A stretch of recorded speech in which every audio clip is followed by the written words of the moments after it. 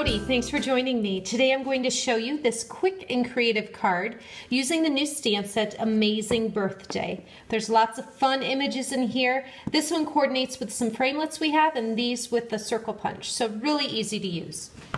Okay, so I'm starting with a card base that is Daffodil Delight. It's 5.5 by 8.5 inches. And then the next layer that you see on here is another piece of Daffodil Delight that I ran through the Chevron embossing folder. I already did that. And this piece is 5.25 by 4 inches. And you may have seen me do this before. Whenever I have an embossed layer, I do use more adhesive than usual, just because there's less of it actually connecting with the cardstock when it's raised up like that. So we'll just set that on there. And I do that sometimes even though it's tone on tone, just to give it a little more of a special effect rather than embossing the whole cover. Okay, so next thing. This is a scrap of old olive cardstock, and this is the Dotted Scallop Ribbon Punch. This is the only part that punches right here. So what I'm going to do is just make sure my edge is somewhere in that middle section. Punch down, good. And now this is the key. I'm going to scoot this. I want to make sure it's still back all the way here, but I'm going to scoot it until I see this line up right over here. I can see the silver dots through here, and I can see that scallop line up. So I'm going to make sure it's back and just pop it again. And just scoot it down and continue doing that. Probably one more time. Line it up and pop. Okay, so now we've got that piece, and verify that length. I think I'll cut just the tiniest bit off of this end, and then we should be good.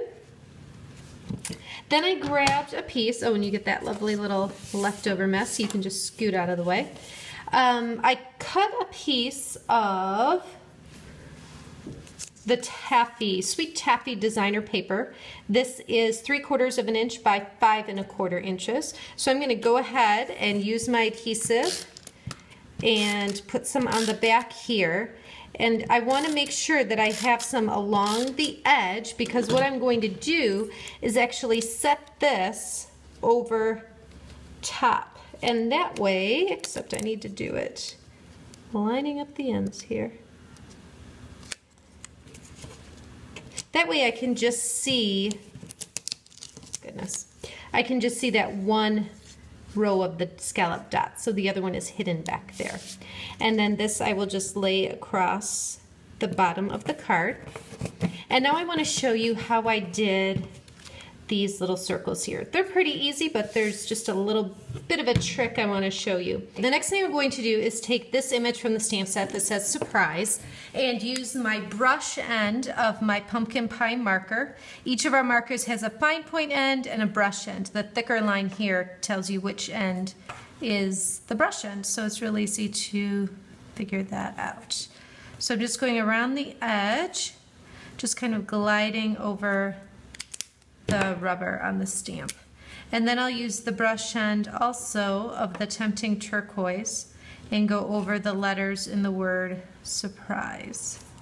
Just spin it like that so I can get the tops over here. And then whenever we use markers, we always do that little and stamp it. So that's an easy way to get two colors on one stamp image. So I'll line it up here. This is a 1.25 inch circle punch, and just pop that out.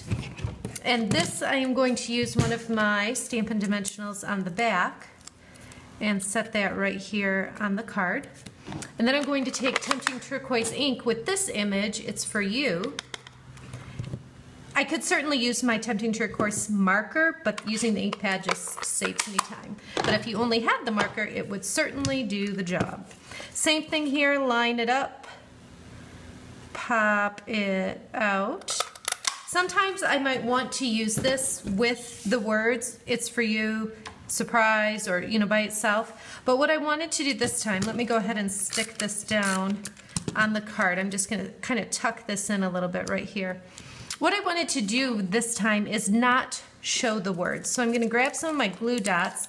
I took one of my bright buttons. This one happens to be Melon Mambo. And I tied a bow with some white baker's twine. I'm just putting some glue dots on the back like that. And then I'm going to set the button right over those words. So it really just increases the versatility of that stamp because I can use it with the words or cover the center up and use it really for any occasion, even that birthday or anything. So this one has a Melon Mambo button. This one I used Rich Razzleberry. So there's lots of different colors in the Sweet Taffy paper that would coordinate, so you can do some different ones. I hope you enjoyed this quick and creative card. Thanks for watching. For daily creative inspiration, visit my blog or find me on Facebook at Jodi Reinert Stamps.